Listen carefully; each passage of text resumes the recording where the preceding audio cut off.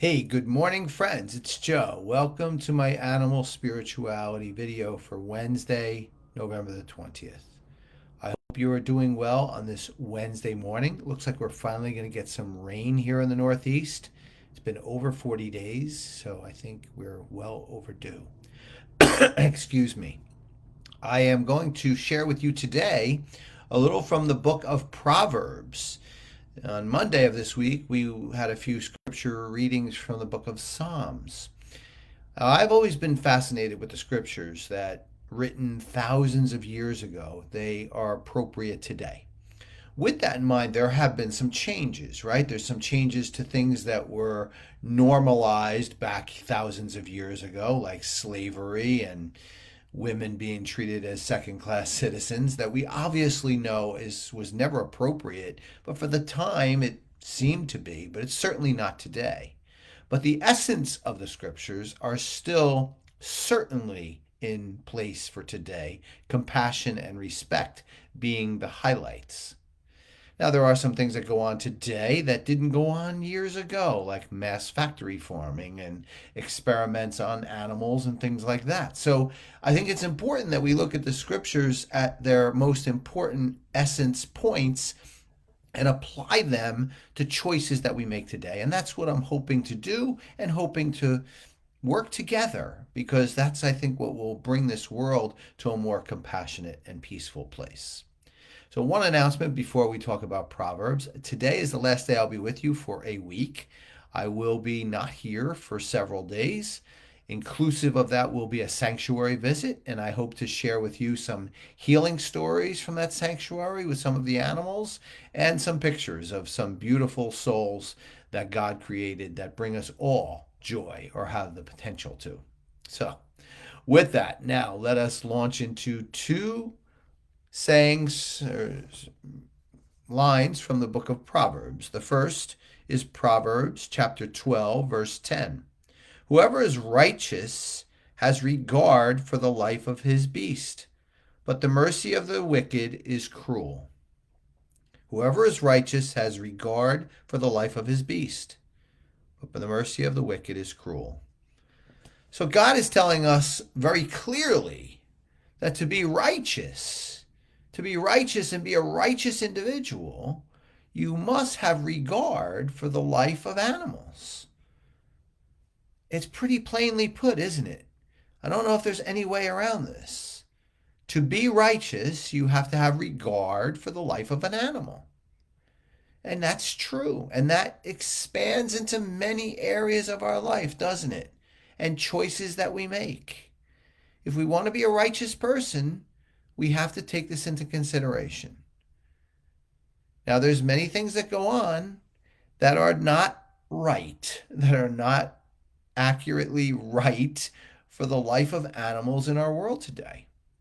And we can only play our part, but our part needs to be played, not only for their benefit, but for ours as well, for our relationship with God and to feel good about ourselves.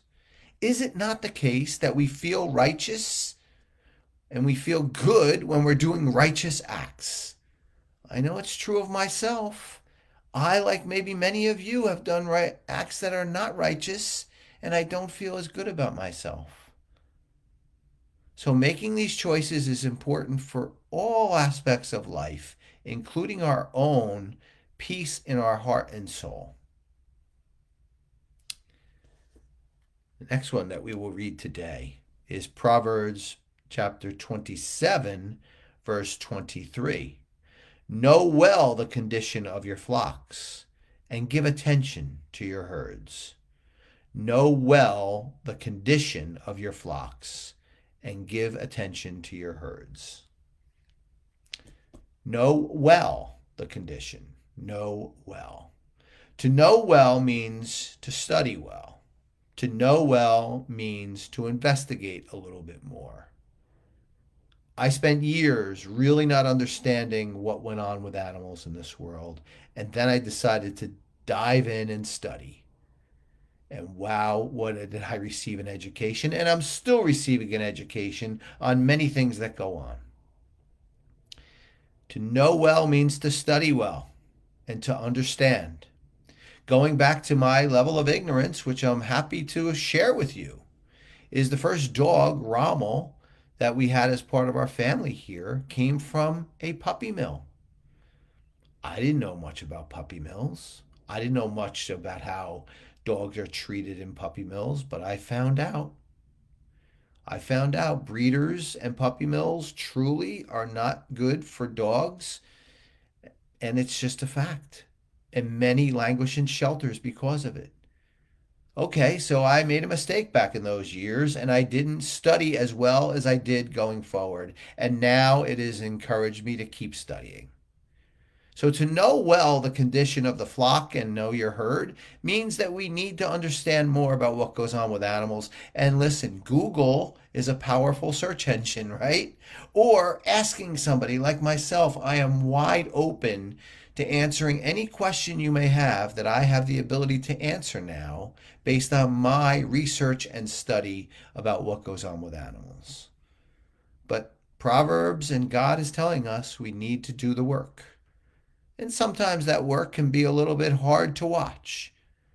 But the results make us a more righteous individual, makes us a more happy and peaceful person, and certainly links up a level of compassion and respect for all creation and continues to establish for ourselves a positive relationship with God. Well, my friends, that's my message for you today from the book of Proverbs. Many more to come in the future videos that I will do. There are many still in Psalms and Proverbs that I did not cover, but I wanted to at least give you a sampling of what's out there. And there will be more to come to encourage and inspire all of us. I want to wish you all a wonderful Wednesday. I always welcome your comments and your thoughts. I always appreciate you being here with me. And once again, I will be back here with you next Wednesday for a scripture reflection. And in the meantime, look out for some pictures from some very special friends of mine from a sanctuary that I love to visit. Take care, everyone.